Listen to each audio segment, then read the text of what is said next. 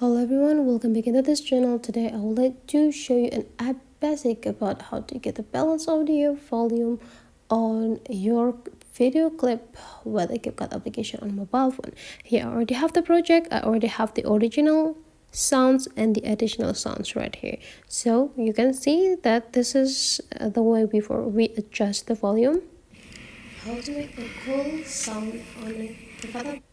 Now you can hear that the original sounds from this video is kind of like covered by the additional sounds, and let's just adjust it. How to do that? You just need to tap into this clip here. Right after that, you just need to take a look on this button feature. You just need to find the volume right here. Now just tap it. Now you just need to adjust it. If you want to increasing the volume, just tap into the right side, and here is the result, guys.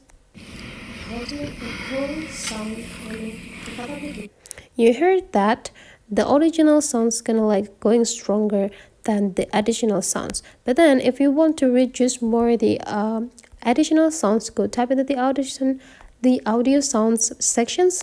Now you just need to go click volume again and decrease it by dragging it into the left side.